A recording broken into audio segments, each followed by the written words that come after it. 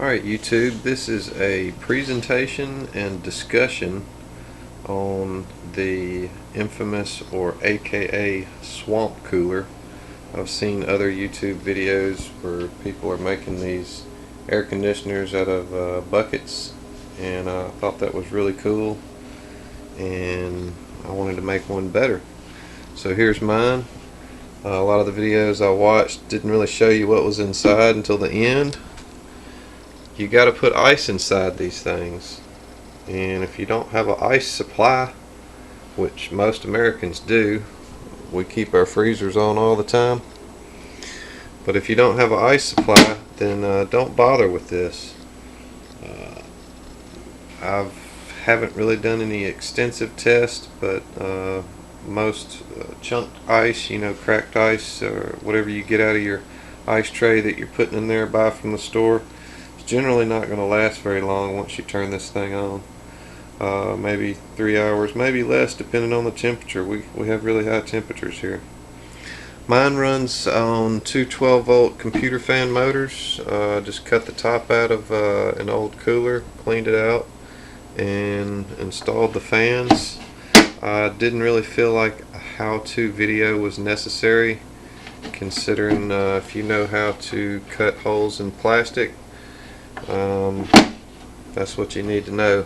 I made mine a little bit fancier than the other ones. I actually took and printed these out, these outer parts on the printer. The center part came out of a Honda Accord, and basically those just kind of pop in and pop out, or snap in and snap out, and put my branding on it and my name.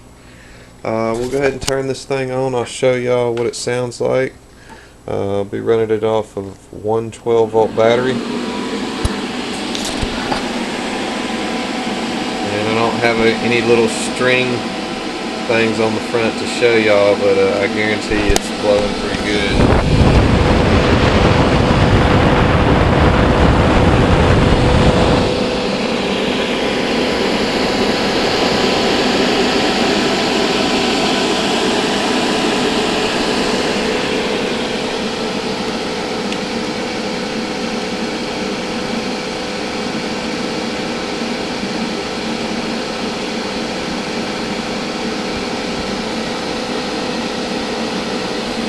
So your temperature is going to vary depending on how much ice you got in there, and how much of the air flows across the ice. I'll turn this back off for a second. So it's going to depend on your air, how cold your air is, depending on how much ice you got and how much air you can get across it going out of the contraption. So when you design these, you may want to consider that. Only thing I would have done differently is move these back a little bit different, and I thought about putting maybe a little plastic guard going downwards, but it would really just get in the way, so I'm not going to bother with it. I've also made basically, or converted just a piece you plug into the wall, and it's 12 volts just like the fans. This one wasn't quite enough for the fans I chose. Was like 12 volt, 1000 milliamps. My camera's not focusing, I'm sorry.